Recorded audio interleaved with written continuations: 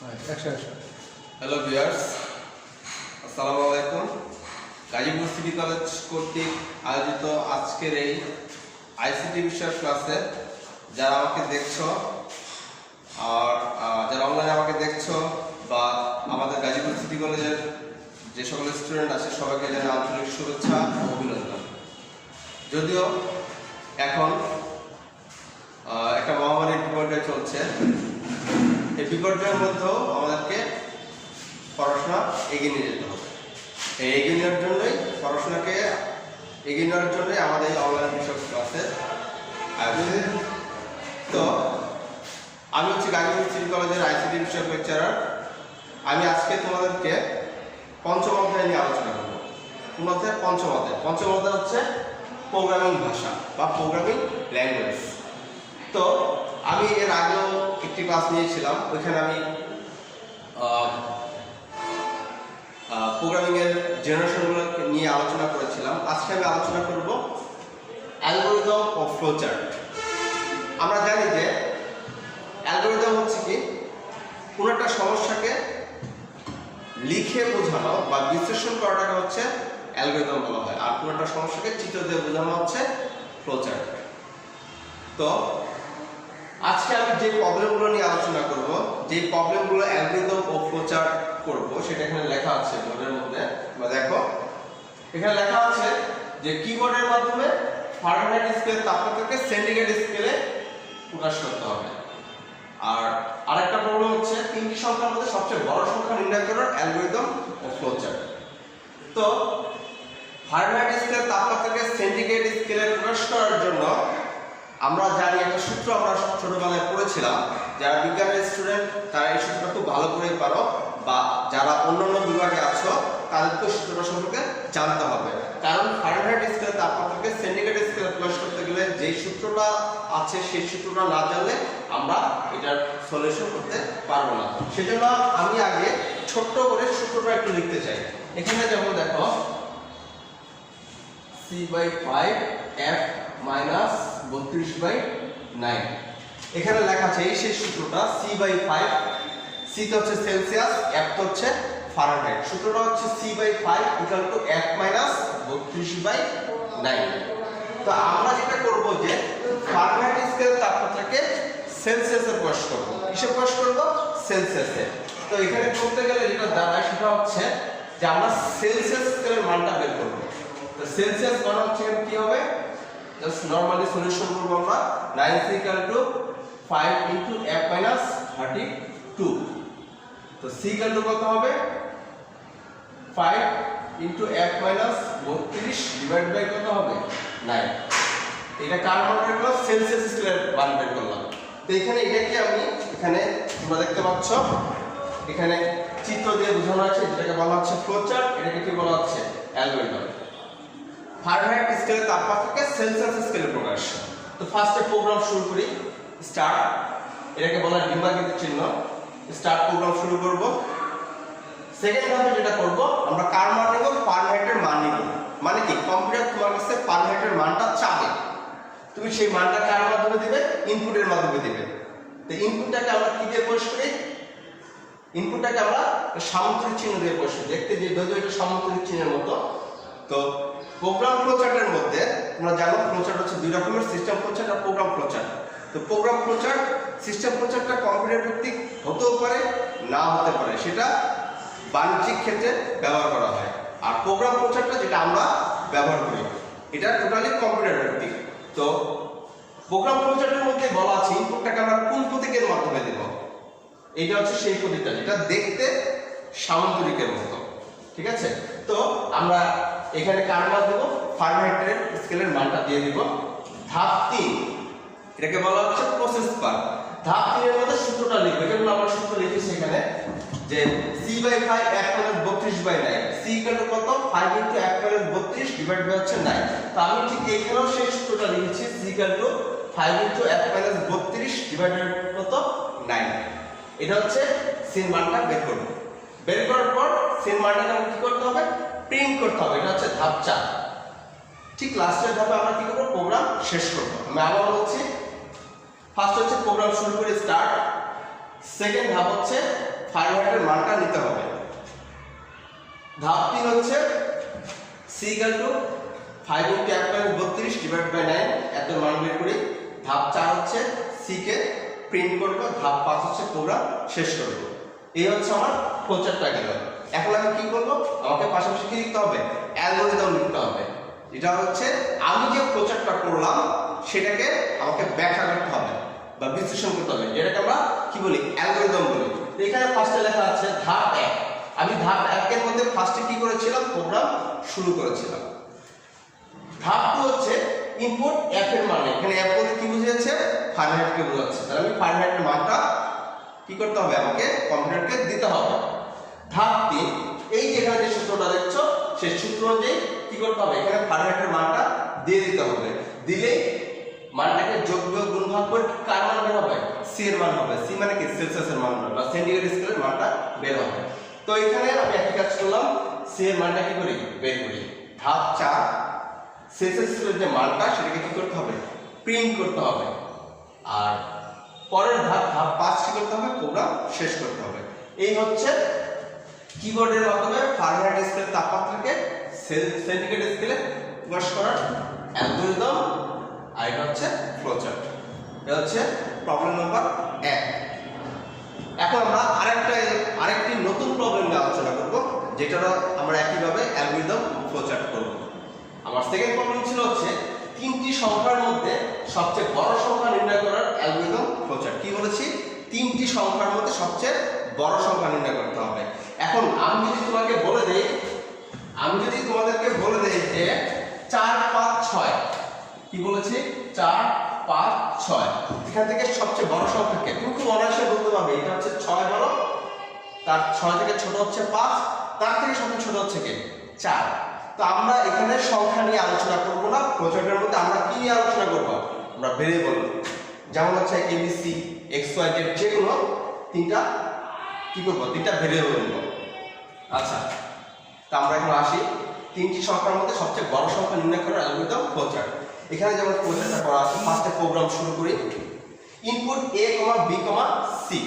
তুমি এখানে x y z নিয়ে কাজ করতে পারো, p q r নিয়ে কাজ করতে পারো, যেগুলো a থেকে z পর্যন্ত যে প্রতীকগুলো আছে তুমি যে কোনো কিছু তিনটা ধরে কাজ করতে পারো। তো আমি এখানে ইনপুট তিনটাকে a b c দিয়ে প্রকাশ করেছি। এখন কথা হচ্ছে এই যে ABC দিয়ে প্রকাশ করলাম, যে এর মধ্যে যাকে তুমি সবচেয়ে বড় ধরতে চাও সেভাবে তোমাকে ফ্লোচার্টটা কি করতে হবে, সাজাতে হবে। তো আমি এখানে তিনটা ইনপুট নিয়েছি, একটা A, একটা B আর একটা কি নিয়েছি, C নিয়েছি। আমি ধরে নিয়েছি A হচ্ছে সবচেয়ে বড়, তার থেকে ছোট হচ্ছে কে, B, তার থেকে ছোট হচ্ছে কি, C। তুমি যদি মনে করো না তুমি ABC নেবে না, তুমি কি নেবে, XYZ নেবে, নিতে পারো, কোনো সমস্যা নেই। আচ্ছা, তুমি যদি বলো না আমি z কে সবচেয়ে বড় ধরবো, z থেকে ছোট কে হবে y, তার থেকে ছোট কে হবে x, তুমি উভয় ধরতে পারো। তো আমি আমার এই ফ্লোচার্টটার মধ্যে আমি এখানে যেটা করা হয়েছে সেটা হচ্ছে abc নিয়ে করেছি, a কে আমি সবচেয়ে বড় ধরেছি, তারপর হচ্ছে কি b, তারপর হচ্ছে c। তুমি এভাবেও করতে পারো, সিকোয়েন্সটাকে তুমি এইভাবেও সাজাতে পারো। ধরো a সবচেয়ে বড়, তার থেকে ছোট কে c, তার থেকে ছোট হচ্ছে কি b, মানে তুমি b কে সবচেয়ে ছোট ধরতে পারো। তো আমি আমার এখানে ফ্লোচার্টটার মধ্যে সবচেয়ে বড় কাকে ধরেছি, a কে ধরেছি, a থেকে ছোট হচ্ছে কি b, b থেকে ছোট হচ্ছে কি c, তারপর সবচেয়ে ছোট এখানে হচ্ছে c, সবচেয়ে বড় হচ্ছে a। আচ্ছা, তা ইনপুট a, b, c। তা আমি এখানে বলেছি যে আমার এখানে সবচেয়ে বড় হচ্ছে কি a। আচ্ছা, a কে আমি কার সাথে কম্পেয়ার করেছি, a b c, a কে আমি b এর সাথে কম্পেয়ার করেছি।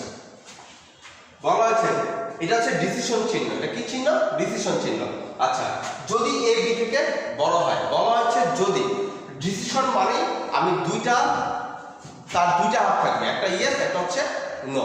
কোন একটা সমস্যাকে যখন ডিসিশন দিয়ে প্রকাশ করব তখন তার দুইটা অবস্থা হবে, একটা হচ্ছে ইয়েস, একটা হচ্ছে নো। যদি a b থেকে বড় হয়, যদি a b থেকে বড় হয়, আমরা জানি যে এই ক্ষেত্রে সমস্যাগুলোকে শুধু ইয়েস আর নো দিয়ে প্রকাশ করতে হবে। আচ্ছা, যদি a b থেকে বড় হয়, যদি ইয়েস হয়, আমি এখানে a আর b এর সাথে 3টি সংখ্যার মধ্যে আমি তিনটা কি প্রতীক নিয়েছি, একটা a, একটা b, একটা c। আমি বলেছি যে এখানে a সবচেয়ে বড়, তারপরে ছোট, তারপর a থেকে ছোট হচ্ছে b, তারপর হচ্ছে c। তো ফার্স্ট আমি a কে b এর সাথে কম্পেয়ার করলাম।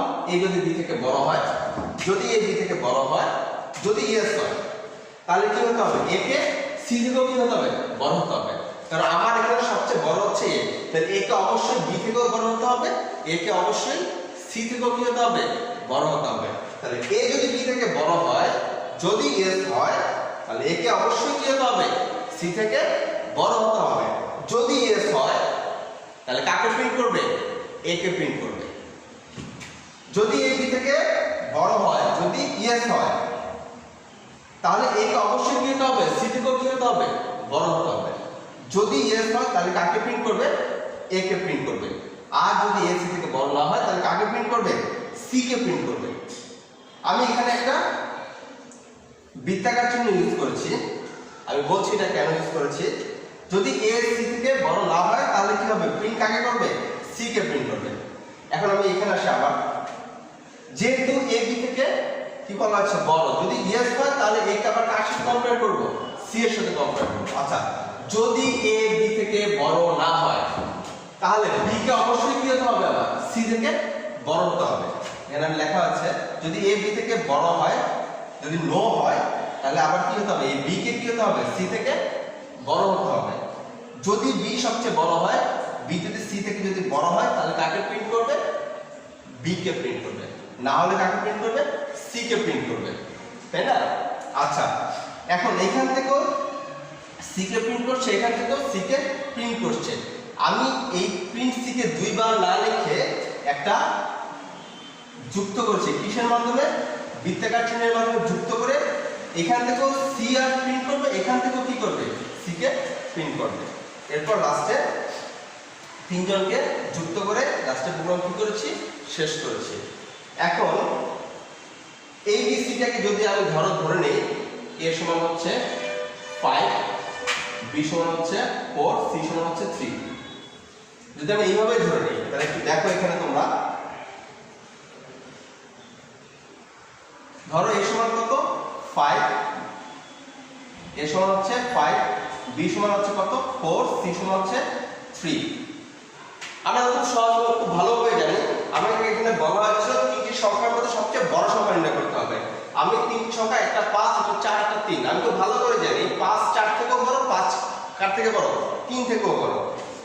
তাহলে 5 যদি 4 থেকে বড় হয়, ধরো এটা একটা উদাহরণ দিয়ে বলছি, 5 যদি 4 থেকে বড় হয়, তাহলে 5 কে আবার কি করতে হবে? 3 থেকেও কি করতে হবে? বড় করতে হবে। 3 সমান কি দেখাচ্ছিল? c। তাহলে 5 হচ্ছে 3 থেকেও বড়। যদি yes হয়, তাহলে কাকে প্রিন্ট করবে? 5 কে প্রিন্ট করবে, এই যে 5। আর যদি নো হয়, তাহলে কাকে প্রিন্ট করবে? 3 কে প্রিন্ট করবে। আচ্ছা, আমরা জানি যে 5 থেকে একটু ছোট হচ্ছে কে? 4, মানে 5 এর পরে হচ্ছে কি? 4। আচ্ছা, তাহলে 4 কে অবশ্যই কি হতে হবে? 3 থেকে বড় হতে হবে। যদি 4 থেকে বড়, তাহলে প্রিন্ট করবে কাকে? 4 কে। আর না হলে কাকে প্রিন্ট করবে? 3 কে প্রিন্ট। তাহলে এখান থেকেও 3 আসছে, এখান থেকেও কি আসছে? 3 আসছে। এটা জাস্ট আমি একটা উদাহরণ দিয়ে বোঝালাম। বাট প্রচার করার সময় আমাকে এরকম সংখ্যা দিয়ে করা যাবে না। আমি তোমাদেরকে বোঝানোর সুবিধার্থে আমি এখানে a K 5, b K 4, c কে 3 দিয়ে প্রকাশ করেছি। 3 দিয়ে প্রকাশ করে একটা एग्जांपल দিয়ে এটাকে বুঝিয়েছি। আমি আবারও বলছি, আমরা তিনটা চলক নিব। এটা হতে পারে a, একটা b, একটা c। আমি ধরে নিলাম a হচ্ছে সবচেয়ে বড়, এরপরে হচ্ছে ছোট হচ্ছে b, তারপর সবচেয়ে ছোট হচ্ছে c। আমার কাছে সবচেয়ে বড় কে? a। তাহলে a কে অবশ্যই কি হতে হবে? এই দুজন থেকে কি হতে হবে? বড় হতে হবে। এই যে লেখা আছে যদি a b থেকে বড় হয়, তাহলে a কে অবশ্যই কি হতে হবে? yes হলে a কে কি হতে হবে? c থেকেও বড় হতে হবে। যদি yes হয়, তাহলে কাকে প্রিন্ট করবে? a কে প্রিন্ট করবে। আর যদি না হয়, তাহলে কাকে প্রিন্ট করবে? c কে প্রিন্ট করবে। আচ্ছা, এখন a তেও b থেকে বড় নাও হতে পারে। যদি না হয়, সেক্ষেত্রে কি হবে? a কে আমি b এর সাথে কম্পেয়ার করা শেষ, c এর সাথে কম্পেয়ার করা শেষ। তাহলে এখন বাকি আছে কি? b কে c এর সাথে কম্পেয়ার করতে হবে। তাহলে এই যে যদি নো হয়, তাহলে b কে আমি কি করব? c এর সাথে কম্পেয়ার করব। যদি b c থেকে বড় হয়, তাহলে প্রিন্ট করব হচ্ছে কি? b। আর না হলে কাকে প্রিন্ট করবে? c কে প্রিন্ট করবে। এখন আমি এই হচ্ছে ফ্লোচার্ট। এখন আমি কি করব? অ্যালগরিদম লিখতে হবে। আচ্ছা, ধাপ 1, ফার্স্টে কি করতে হবে? প্রোগ্রাম শুরু করতে হবে। ধাপ 2 হচ্ছে ইনপুট a, b, c নেই। এখানে আমরা a, b, c নিতে পারি, x, y, z নিতে পারি, p, q, r নিতে পারি, যে যেটা নিয়ে নিব। আমরা এখানে সব ইনপুট a, b, c নিয়েছি। ধাপ 3, আমি এখানে সবচেয়ে বড় কাকে ধরছি a কে, তারপর হচ্ছে কি a থেকে ছোট হচ্ছে b, b থেকে সবচেয়ে ছোট হচ্ছে কি c। তাহলে যদি a b থেকে বড় হয়, লেখা আছে যদি a b থেকে বড় হয়, অর্থাৎ যদি a b থেকে বড় হয়, অর্থাৎ যদি s হয়, তাহলে কি হবে, a কে কি হতে হবে, c থেকে বড় হতে হবে। যদি s হয় তবে আমরা কাকে প্রিন্ট করেছি, a কে প্রিন্ট করেছি। আর যদি নো হয় তাহলে কাকে প্রিন্ট করেছি, c কে প্রিন্ট করেছি। যদি নো হয় তবে কাকে প্রিন্ট করি, c কে প্রিন্ট করি। আচ্ছা, ধাপ 4, যদি a b থেকে বড় না হয় তবে কি করতে হবে, b কে, তবে অর্থাৎ যদি a b থেকে বড় না হয় অর্থাৎ নো হয়, তবে b is greater than c করি। এই যে b is greater than c করি। যদি yes হয় তবে হচ্ছে b কে প্রিন্ট করি, আর যদি নো হয় তবে কাকে প্রিন্ট করব, c কে প্রিন্ট করব। লাস্টের ধাপে গিয়ে কি করব, প্রোগ্রাম শেষ করব। এই হচ্ছে তিনটি সংখ্যার মধ্যে সবচেয়ে বড় সংখ্যা নির্ণয় করার অ্যালগরিদম ও ফ্লোচার্ট। তোমরা এটা দেখো, দেখতে থাকো এখানে, ঠিক আছে।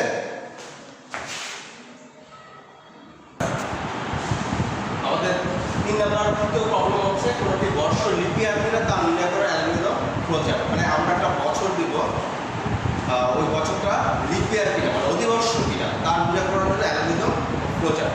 আচ্ছা, কোন একটা বছর অধিবর্ষ কিনা আমরা ছোটবেলায় পড়েছিলাম, কোন একটা বছরকে 400 বা 4 দিয়ে ভাগ করলে যদি ভাগশেষ 0 হয় তখন তাকে কি বলা হবে, লিপিয়ার বলা হবে, অন্যথায় তাকে লিপিয়ার বলা যাবে না। তো এখানে আমরা যে কোনো একটা বছর আমরা নিব, সেটাকে 400 দিয়ে ভাগ করলে ভাগশেষ যদি 0, কি বলছি, ভাগশেষ যদি 0 হয়, অথবা 4 দিয়ে ভাগ করলে ভাগশেষ যদি 0 হয় তবে তাকে কি বলা হবে, অধিবর্ষ বলা হবে বা লিপিয়ার বলা হবে। তো আমি এখানে ফ্লোচার্টের মধ্যে ফার্স্টে প্রোগ্রাম শুরু করি, স্টার্ট। ধাপ 2 হচ্ছে ইনপুট হিসেবে একটি বছর নেব। ইনপুট হচ্ছে ইয়ার, তার ইনপুট হিসেবে তুমি একটি বছর নেবে। ধাপ 3, ইয়ার পার্সেন্টেজ 400। এখানে একটা কথা লেখা আছে, ইয়ার পার্সেন্টেজ 400 ইকুয়াল টু 0। মানে বছরটাকে 400 দিয়ে ভাগ করলে ভাগশেষ যদি কার সমান হয়, 0 এর সমান হয়। এখানে পার্সেন্টেজ বলতে কি বুঝিয়েছে, ভাগশেষকে বুঝিয়েছে। পার্সেন্টেজ বলতে কি বুঝিয়েছে, আমি আবার বলছি, পার্সেন্টেজ বলতে ভাগশেষকে বুঝিয়েছে। অর্থাৎ কোন একটা বছরকে 400 দিয়ে ভাগ করলে ভাগশেষ যদি কার সমান হয়, 0 এর সমান হয়, তখন তাকে আমরা কি বলতে পারবো, লিপ ইয়ার বলতে পারবো।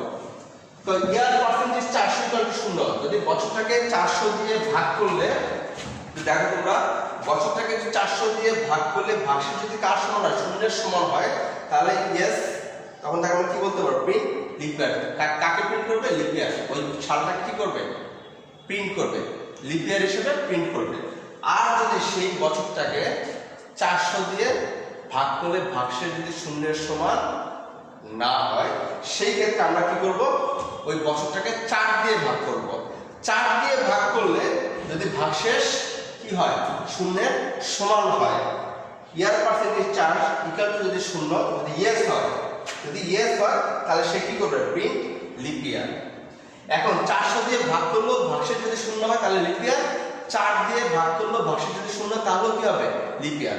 এখন আমি লিপ ইয়ারটাকে দুইবার না লিখে আমি কি করেছি, একটা কানেক্টর চিহ্ন ইউজ করেছি। কি চিহ্ন, কানেক্টর। অর্থাৎ যদি 400 দিয়ে ভাগ করলে ভাগশেষ যদি 0 এর সমান না হয়, তাহলে সেটাকে 4 দিয়ে ভাগ করবে, ভাগশেষ যদি 0 এর সমান হয়, তাহলে সে কি করবে, এই কানেক্টরটা ইউজ করা আছে। যদি এই শর্তটা ফিল আপ করে, যদি ইয়েস হয় তাহলে হচ্ছে লিপ ইয়ার। যদি এখান থেকে যদি এটা নো হয়, যদি এই শর্তটা ফিল আপ করে, মানে এই শর্তটা যদি পূরণ করে, যদি ইয়েস হয় তাহলেও কি দেখাবে, লিপ ইয়ার। আর যদি সেই বছরটাকে 4 দিয়ে ভাগ করলে ভাগশেষ যদি 0 না হয় তাহলে কি দেখাবে, প্রিন্ট নট লিপ ইয়ার। লাস্টের ধাপে কি করি, প্রোগ্রাম শেষ করি। তো এখানে ধাপ 1 এর মধ্যে বলা হয়েছে, ফার্স্টে ধাপ 1 হচ্ছে প্রোগ্রাম শুরু করি। ধাপ 2 হচ্ছে ইনপুট একটা ইয়ার নিব। ধাপ 3, ইয়ার পার্সেন্টেজ 400। আমি আবারও বলছি, পার্সেন্টেজ বলতে এখানে কি বুঝিয়েছে, ভাগশেষকে বুঝিয়েছে। যে বছরটা নিব সেই বছরটাকে 400 দিয়ে ভাগ করব। ভাগ করার পর যদি ভাগশেষ কার সমান হয়, 0 এর সমান হয়, যদি ইয়েস হয় তাহলে কি প্রিন্ট করবে? প্রিন্ট হচ্ছে লিপ ইয়ার, এই যে প্রিন্ট হচ্ছে লিপ ইয়ার। আর যদি নো হয়, যদি বছরটাকে তোমরা যে বছরটা দিবে সেই বছরটাকে যদি 400 দিয়ে ভাগ করলে ভাগশেষ যদি শূন্যের সমান না হয়, সেক্ষেত্রে সেই বছরটাকে আবার কি করবে? 4 দিয়ে ভাগ করবে।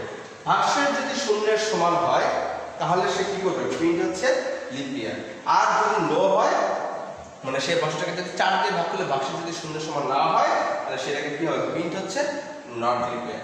লাস্টের ধাপে কি করি? প্রোগ্রাম শেষ করি। ঠিক আছে, তোমরা সবাই একটু ব্ল্যাকবোর্ডের দিকে খেয়াল করো। কোনটি বর্ষ লিপ ইয়ার কিনা তা নির্ণয় করার অ্যালগরিদম ফ্লোচার্ট দেখতে থাকো।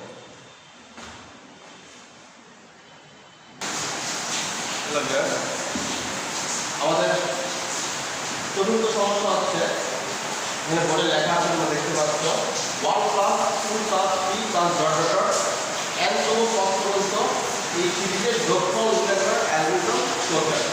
আচ্ছা, এখানে বলা আছে 1 + 2 + 3, অর্থাৎ 1 + 2 + 3 + ডট ডট ডট n তম পদ পর্যন্ত। এখানে হচ্ছে একটা সিরিজ 1 + 2 + 3, এখানে প্রতিবার কত করে বৃদ্ধি পেয়েছে? 1 করে বৃদ্ধি পেয়েছে। কত করে বৃদ্ধি পেয়েছে? 1। এবং এটা শুরু হয়েছে কোথা থেকে? 1 থেকে। এরকম থাকতে পারতো 2, 4, 6 n তম পদ পর্যন্ত। এখানে শুরু করতে হয়েছে 2 থেকে, প্রতিবার কত করে বাড়ছে? 2 করে বাড়ছে। বাট আমার এই সমস্যাটার মধ্যে এখানে শুরু হচ্ছে কত থেকে? 1 থেকে, যেটাকে আমি কি করেছি? i দিয়ে প্রকাশ করেছি। কি দিয়ে প্রকাশ করেছি? i দিয়ে। i এর মান কত? 1। আমার প্রবলেমটা যদি এটা থাকতো 3, 6, 9 ডট ডট ডট n তম পদ পর্যন্ত, তাহলে আমি কি করতাম? আমি i এর মান কত লিখতাম? 3 লিখতাম। কারণ হচ্ছে শুরু করতে গেছে 3 থেকে, আর প্রতিবার কত করে বৃদ্ধি পেয়েছে? 3 করে বৃদ্ধি পেয়েছে। বাট আমার এখানে আমি কত লিখছি? i এর মান কত লিখেছি? 1। অর্থাৎ আমার এই প্রবলেমটার মধ্যে শুরু হয়েছে কত থেকে? 1 থেকে, এবং প্রতিবার কত করে বৃদ্ধি পেয়েছে? 1 করে বৃদ্ধি পেয়েছে। আচ্ছা, আমাদের বলা আছে 1 + 2 + 3 + ডট ডট n সিরিজের যোগফল নির্ণয় করতে। তা আমরা মনে হয় একটা সূত্র পড়েছিলাম ছোটবেলায়, ক্লাস 9, 10 বা 8 এর বইয়ে মনে পড়েছিলাম যে 1 + 2 + 3 + ডট ডট ডট n সিরিজের এই যোগফল নির্ণয় করার সূত্র হচ্ছে কি? সূত্রটা হচ্ছে যে প্রথম পদ যোগ হচ্ছে কি? শেষ পদ ইনটু হচ্ছে পদ সংখ্যা ডিভাইড বাই কত? ডিভাইড বাই হচ্ছে কি? 2।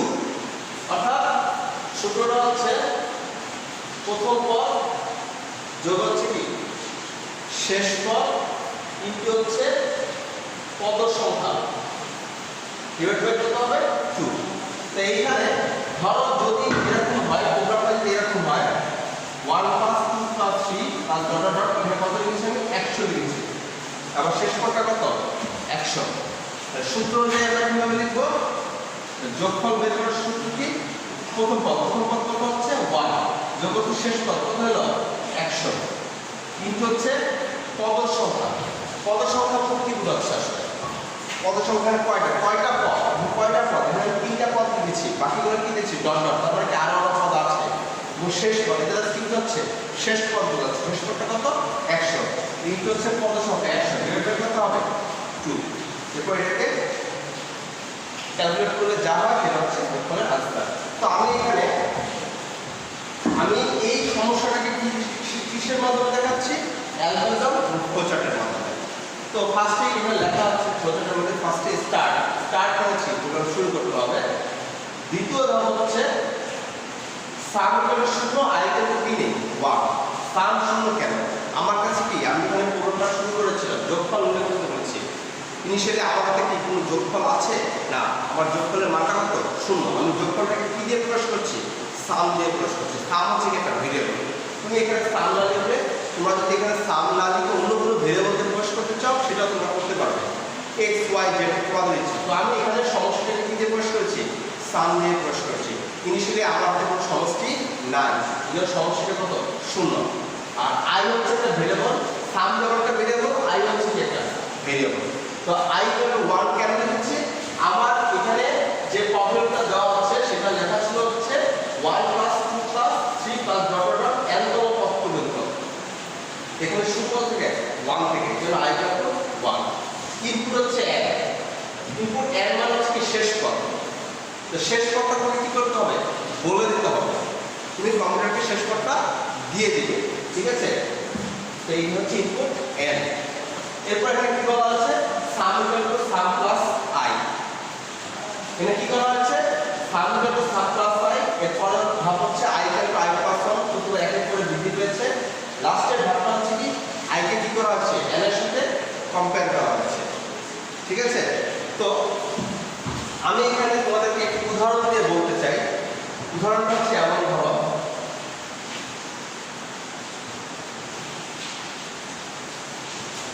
ধরো এখানে 1 প্লাস 2 প্লাস হচ্ছে 3 প্লাস হচ্ছে ডট ডট ডট প্লাস হচ্ছে কত পর্যন্ত? 5।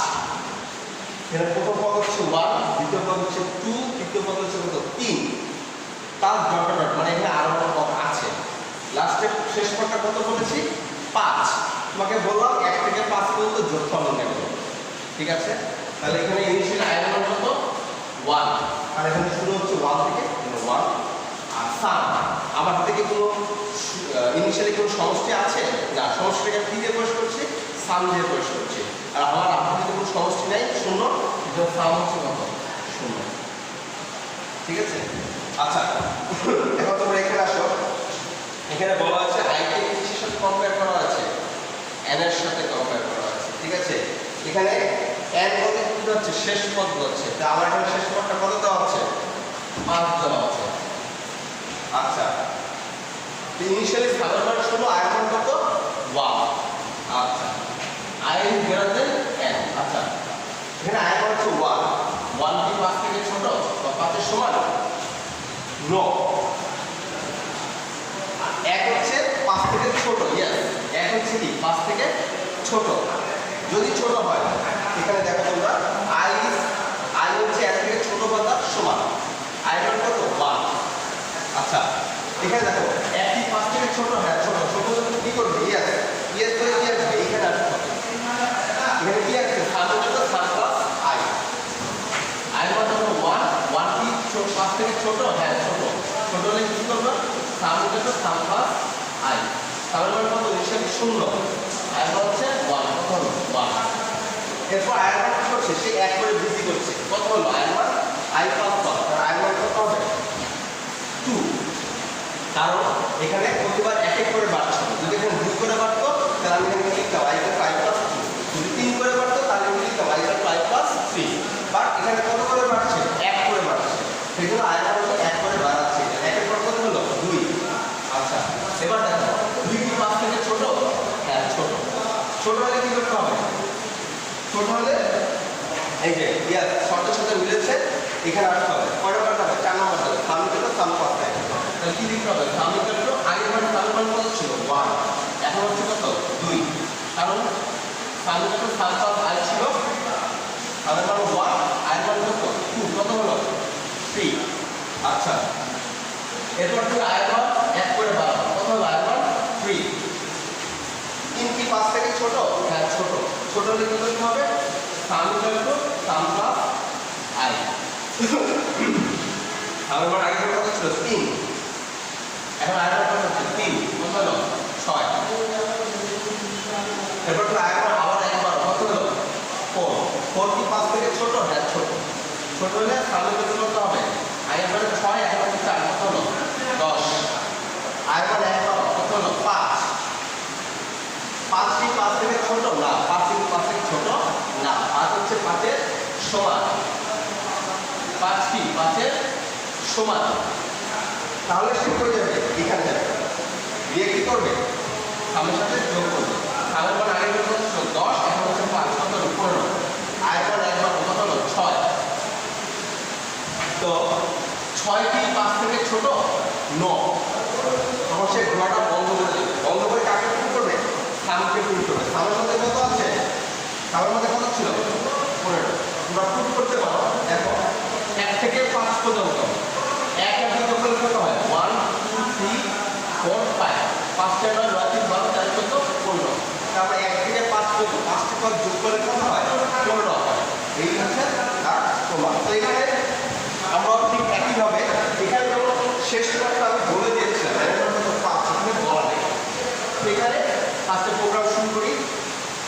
সেকেন্ড ধাপ হচ্ছে সাম করার সময় i = 1 নেই, ইনপুট n এর মান নেই। ধাপ 4 হচ্ছে সাম পাস i করি, i = i পাস অর্থাৎ i এর মান 1 করে বাড়াই। পরবর্তী ধাপ হচ্ছে i কে n এর সাথে কম্পেয়ার করি, যদি ইয়েস হয় i এর মান যদি n থেকে ছোট হয় তাহলে হচ্ছে কয় নম্বর ধাপে যাব, 4 নম্বর ধাপে যাই। আর যদি নো হয় তাহলে কাকে প্রিন্ট করি, সামকে প্রিন্ট করি। এই হচ্ছে ফ্লোচার্ট। আর অ্যালগরিদম হচ্ছে ধাপ 1 প্রকাশ শুরু করি, ধাপ 2 সাম ও i চলো যাদের মান যথাক্রমে 0 এবং 3 নেই 1 নেই। ধাপ 3 হচ্ছে ইনপুট n নেই। ধাপ 4 হচ্ছে সাম পাস i করি। ধাপ 5 হচ্ছে i = i পাস 1 করি। ধাপ 6 এ কি করব, i কে n এর সাথে কি করব, তুলনা করব। অর্থাৎ i এর মান যদি n থেকে ছোট হয়, যদি ইয়েস হয় তাহলে কয় নম্বর ধাপে যাব, 4 নম্বর ধাপে যাব। আর যদি নো হয় তাহলে কয় নম্বর ধাপে যাব, তাহলে কাকে প্রিন্ট করব, সামকে প্রিন্ট করব। সর্বশেষ লাস্ট ধাপে কি করব, প্রোগ্রাম শেষ করব। এই হচ্ছে 1 + 2 + 3 + ডট ডট n সিরিজের কি যোগফল মূল্যায়ন করার অ্যালগরিদম ও ফ্লোচার্ট। সবাই দেখতে থাকো।